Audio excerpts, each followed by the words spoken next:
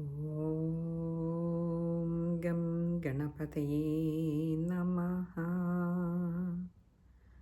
ഓം some സരസ്വത്യേ നമഃ. ഓം ഗും ഗുരുഭ്യോ നമഃ. ഓം ശ്രീ മഹാദേവ്യേ നമഃ. ഓം ശ്രീ ജഗദംബികായൈ നമഃ. ഇന്നത്തെ ഈ സത്സംഗത്തിലേക്ക് ശാക്തേയ ഭക്തരായിട്ടുള്ള എല്ലാ സജ്ജനങ്ങൾക്കും സ്വാഗതമർപ്പിക്കുന്നു. എല്ലാവരുടെയും പാദങ്ങളിൽ നമസ്കരിച്ചുകൊണ്ട് നമുക്ക് ഇന്നത്തെ സത്സംഗത്തിലേക്ക് കടക്കാം.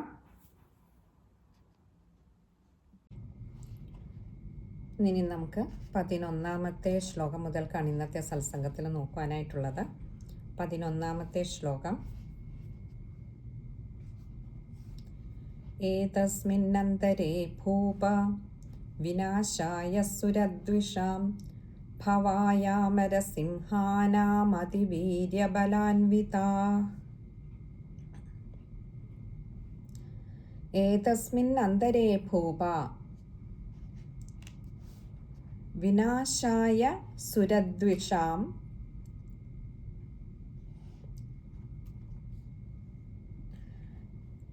അല്ലയോ ഭൂപ എന്ന് പറഞ്ഞാൽ രാജാവേ, അങ്ങ് തുടർന്ന് കേട്ടാലും ദേവിയുടെ ഈ കഥകളൊക്കെ കേട്ടാലും വിനാശായ സുരദ്വിഷാം ദേവന്മാരുടെ വൈരികളായിട്ടുള്ള അസുരന്മാരുടെ നാശത്തിൻ്റെ കഥകൾ ഭവായ അമരമുഖ്യാനാം. എന്താ ചെയ്തത്? ഈ അതിവീര്യവാന്മാരായിരുന്നു ദേവന്മാർ. അവരുടെയൊക്കെ ഇപ്പോൾ തൽക്കാലം എന്താ സംഭവിച്ചിരിക്കുന്ന? അസുരന്മാരൊക്കെ അങ്ങനെ തങ്ങളുടെ ആ ഒരു പരാക്രമം കൊണ്ട് അവരെ പരാജയപ്പെടുത്തി തൽക്കാലത്തേക്ക് വിട്ടുവെങ്കിലും ദേവന്മാരൊക്കെ നല്ല ബലശാലികൾ തന്നെയാണ്. അപ്പോൾ അങ്ങനെയുള്ള അവരുടെ ക്ഷേമത്തിനായിക്കൊണ്ടും അസുരന്മാരുടെ നാശത്തിനായിക്കൊണ്ടും അതിവീര്യബലാൻവിത, അതിവീര്യവാന്മാരായിട്ടുള്ള, ഇവിടെ ആ ശ്ലോകത്തിൻ്റെ അർത്ഥം കഴിയുന്നില്ല, അടുത്ത ശ്ലോകത്തിൽ അതിൻ്റെ ബാക്കി വരുന്നുണ്ട്. വീര്യവും ബലവും ഒക്കെ ചേർന്നിട്ടുള്ളതായിട്ടുള്ള അടുത്ത ശ്ലോകം 12ാമത്തെ ശ്ലോകം. ബ്രഹ്മേശ ഗുഹ വിഷ്ണൂനാം തഥേന്ദ്രസ്യ ച ശക്തയഃ ശരീരേഭ്യോ വിനിഷ്ക്രമ്യ തദ്രൂപാശ്ചണ്ഡികാം യയുഃ. ബ്രഹ്മേശ ഗുഹ വിഷ്ണൂനാം, ബ്രഹ്മാവ് ശിവന്, ഗുഹൻ എന്ന് പറഞ്ഞാൽ ശിവന്, വിഷ്ണു ശ്രീ മഹാവിഷ്ണു ഭഗവാന്, തഥ ഇന്ദ്രസ്യ ച ശക്തയഃ, പിന്നെയോ ദേവേന്ദ്രൻ്റെയും, ഗുഹന് സുബ്രഹ്മണ്യന്. അപ്പോൾ ബ്രഹ്മാവ് സുബ്രഹ്മണ്യന്, അതേപോലെ വിഷ്ണു, പിന്നെ ദേവേന്ദ്രന്,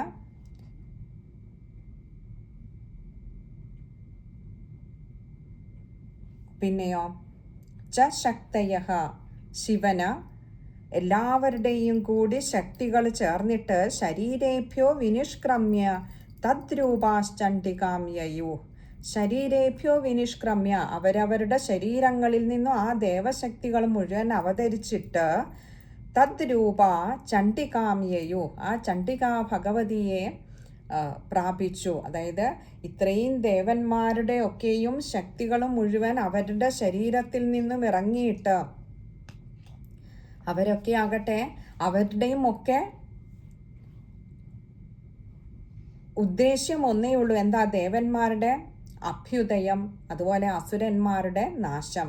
അപ്പോൾ ഇതിനു വേണ്ടിയിട്ട് അവരുമൊക്കെ അവരവരുടെ ശരീരങ്ങളിൽ ഉണ്ടായിരുന്ന ബ്രഹ്മാവ്, ശിവന്, വിഷ്ണു, സുബ്രഹ്മണ്യൻ, ഇന്ദ്രൻ, അങ്ങനെയുള്ള ദേവന്മാരുടെ ഒക്കെ ശരീരങ്ങളിൽ നിന്നും ആ ദേവശക്തികൾ മുഴുവൻ ഇറങ്ങി ആ ചണ്ഡികാദേവിയിൽ വിലയം പ്രാപിച്ചു. കാരണം ശത്രു ഒന്നാണ്, ലക്ഷ്യം ഒന്നാണ്, അതുകൊണ്ട് തന്നെ ഈ ശക്തികളെല്ലാം കൂടി ഒന്നിച്ചു ചേർന്ന് ഇനിയും അവിടെ ചണ്ഡികാദേവിയുടെ രൂപത്തിൽ യുദ്ധം ചെയ്യാൻ പോവുകയാണ്. ഇനി അടുത്ത 13ാമത്തെ ശ്ലോകമാണ്.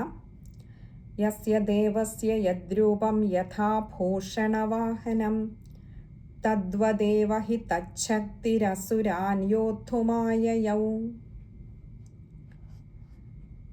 യസ്യ ദേവസ്യ യദ്രൂപം, ഓരോ ദേവന്മാരും യദ്രൂപം അതാത് രൂപത്തിൽ, യഥാ വാഹനഭൂഷണം അവരവരുടെ വാഹനഭൂഷണങ്ങളോടുകൂടി, തദ്വദേവ ഹി തച്ഛക്തി അസുരാൻ യോദ്ധും ആയയൗ. തദ്വദേവ ഹി തച്ഛക്തി, അങ്ങനെ ദേവിയുടെ സമീപത്തിലേക്ക് അവതരിച്ചു വന്നു ചേർന്ന ആ ശക്തികള് അസുരാൻ യോദ്ധും ആയയൗ, അസുരന്മാരോട് യുദ്ധം ചെയ്യുവാനായിട്ട് പുറപ്പെട്ടു. ഇനി 14ാമത്തെ ശ്ലോകമാണ്. ഹംസയുക്ത വിമാനസ്ഥ, ഇവിടെ വിമാനാഗ്രേ എന്നും പാഠഭേദം കാണാം. സാക്ഷസൂത്രകമണ്ഡലു ആയാതാ ബ്രഹ്മണ ശക്തിർബ്രഹ്മാണി സാഭിധീയതേ.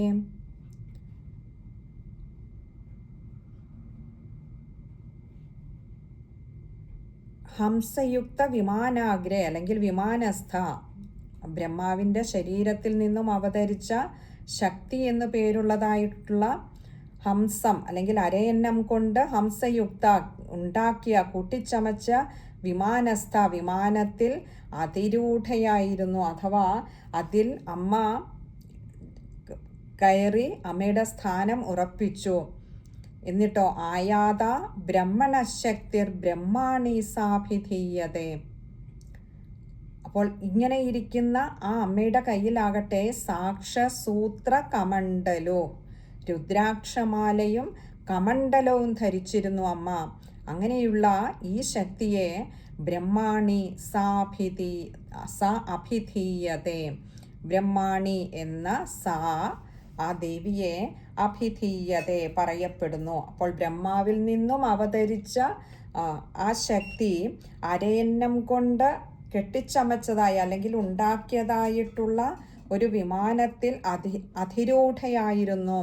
അങ്ങനെ ആ അധിരൂഢയായിരുന്ന ദേവിയുടെ കൈകളിലാകട്ടെ രുദ്രാക്ഷമാലയും അതേപോലെ കമണ്ഡലവും ധരിച്ചിരുന്നു. ഈ ശക്തിയെയാണ്, ഈ ശക്തി സ്വരൂപിണിയെയാണ് ബ്രഹ്മാണി എന്ന് പറയപ്പെടുന്നത്. ഇനി അടുത്തത് 15ാമത്തെ ശ്ലോകമാണ്. മാഹേശ്വരി വൃഷാരൂഢ ത്രിശൂലവരധാരിണി മഹാഹിവലയാ പ്രാപ്ത ചന്ദ്രരേഖാവിഭൂഷണ. മാഹേശ്വരി വൃഷാരൂഢ, വൃഷാരൂഢ വൃഷത്തിൻ്റെ പുറത്തേറിയവൾ, കാളയാകുന്ന വാഹനത്തിൽ കയറി, ത്രിശൂല വരധാരിണി ത്രിശൂലമെന്ന് ശ്രേഷ്ഠമായിട്ടുള്ള ആയുധം ധരിച്ച, മഹാഹിവലയാ പ്രാപ്ത അഷ്ടമഹാനഗരങ്ങൾ, അതുപോലെ ചന്ദ്രക്കല ചന്ദ്രലേഖാവിഭൂഷണ ചന്ദ്രക്കല എന്നിവകൾ ധരിച്ച അല്ലെങ്കിൽ അണിഞ്ഞ ആ ശക്തിയെയാണ്, ഇവിടെ കാളയാകുന്ന വാഹനത്തിൽ കയറി വന്നു എന്ന് പറഞ്ഞാൽ ശിവനിൽ നിന്നും പുറപ്പെട്ട ശക്തിയാണത്. ആ ശക്തിയാണ് മഹേശ്വരി ശക്തി എന്ന് പറയപ്പെടുന്നത്. ആ ശക്തി അങ്ങനെ അസുര സൈന്യങ്ങളുടെ ഇടയിൽ പ്രത്യക്ഷപ്പെട്ടു. ഇനി അടുത്തത് 16ാമത്തെ. അപ്പോൾ ഓരോരോ ദേവതകളിൽ നിന്നും അല്ലെങ്കിൽ ബ്രഹ്മ, വിഷ്ണു, മഹേശ്വരൻ, സുബ്രഹ്മണ്യൻ, ദേവേന്ദ്രൻ തുടങ്ങിയ ദേവന്മാരിൽ നിന്നും പുറപ്പെട്ട ആ ശക്തി, സ്ത്രീ ശക്തി ഏതേത് രൂപത്തിലും ഏതേത് ഭാവത്തിലുമായിരുന്നു എന്നാണ് നമുക്കിപ്പോൾ പറഞ്ഞു തരുന്നത്. ബ്രഹ്മാണിയായിട്ട് ആദ്യം കണ്ടു ബ്രഹ്മാവിൽ നിന്ന് പുറപ്പെട്ട ശക്തിയെ, അതേപോലെ ശിവനിൽ നിന്ന് പുറപ്പെട്ടത് മഹേശ്വരി എന്ന നാമത്തിൽ അറിയപ്പെട്ടു. അടുത്തത് 16ാമത്തെ ശ്ലോകമാണ്.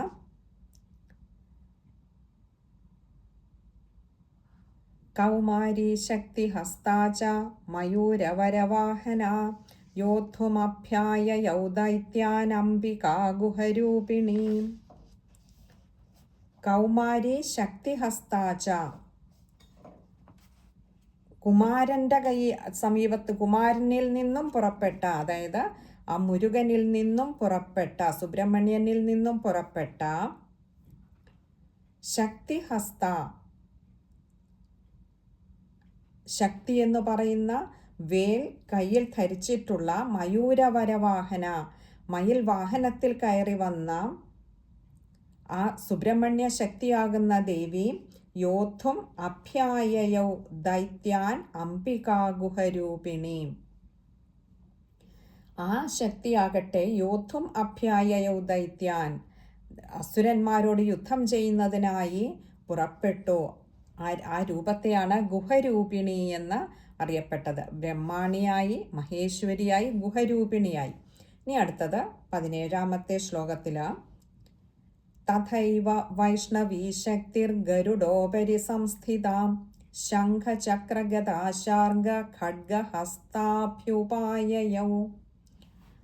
ഇനി അടുത്തത് മഹാവിഷ്ണു ഭഗവാനിൽ നിന്ന് പുറപ്പെട്ട ശക്തി സ്വരൂപത്തിൻ്റെ കാര്യമാണ് പറയുന്നത്.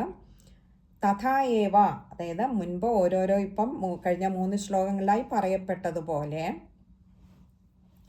വൈഷ്ണവീ ശക്തിർ ഗരുഡോപരി സംസ്ഥിത, സാക്ഷാൽ മഹാവിഷ്ണു ഭഗവാനിൽ നിന്ന് പുറപ്പെട്ട ആ ശക്തി സ്വരൂപിണി, ആ ശക്തിയാണ് വൈഷ്ണവീ ശക്തി എന്ന് പറയുന്നത്. ആ ശക്തിയാകട്ടെ ഗരുഡോപരി, ഗരുഡോപരി സ്ഥിതയായി, ഗരുഡന്റെ മുകളിലേറി, ഗരുഡോപരി സംസ്ഥിത ശംഖചക്ര ഗദാശാർഗ ഖഡ്ഗ ഹസ്താഭ്യുപായയൗ.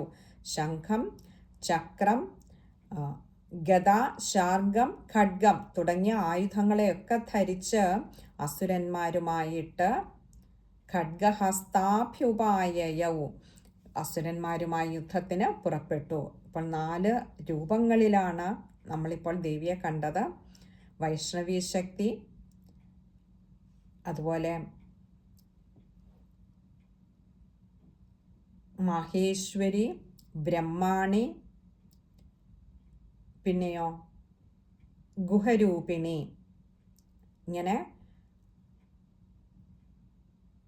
4 രൂപങ്ങളിൽ നമ്മളിപ്പോൾ ദേവിയെ കണ്ടു. ഇനി അടുത്തത് 18ാമത്തെ ശ്ലോകമാണ്.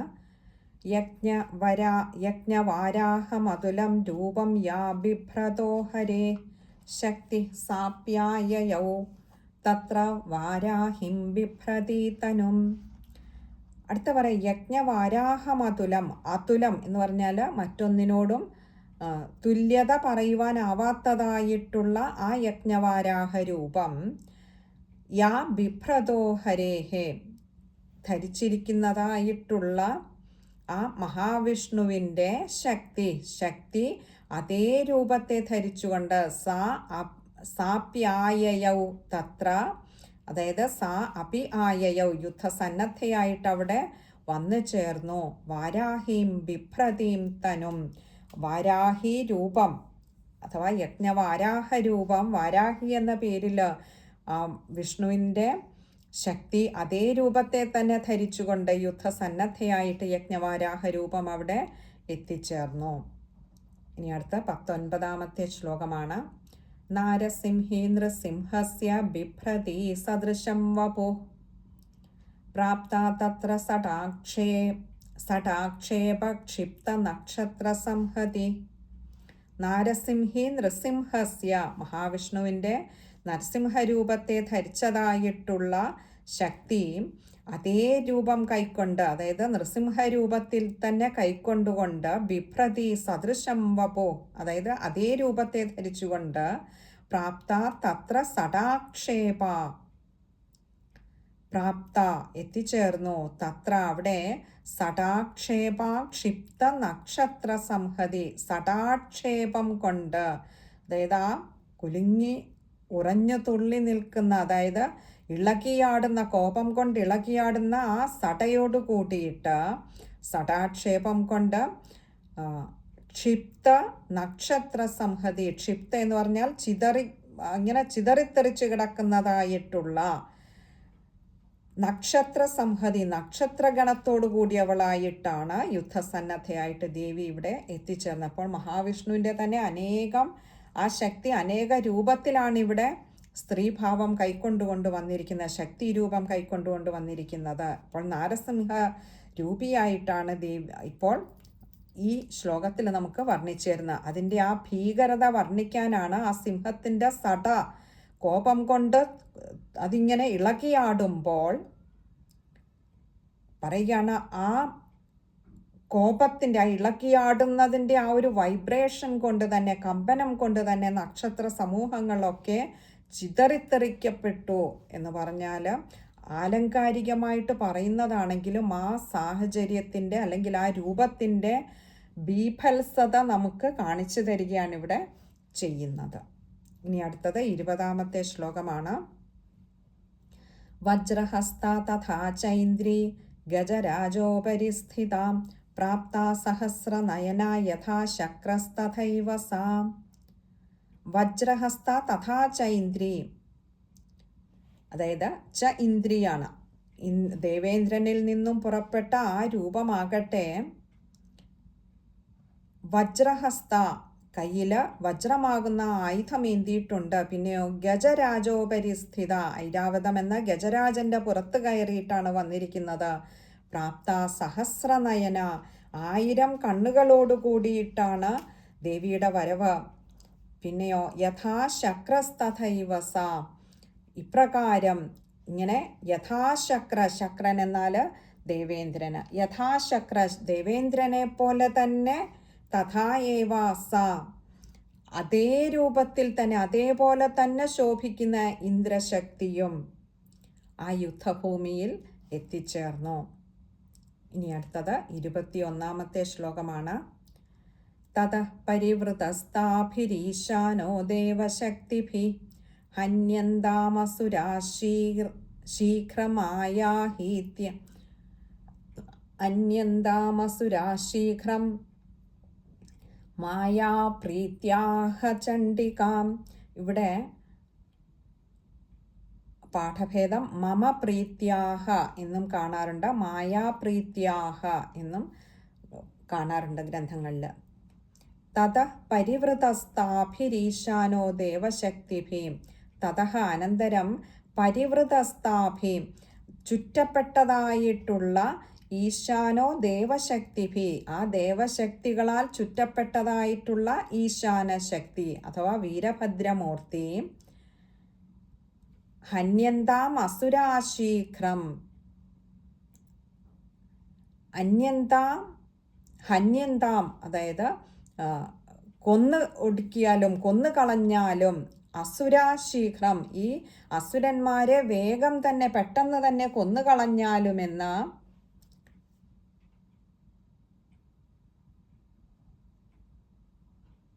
മമ പ്രീത്യാഹ ചണ്ഡികാം,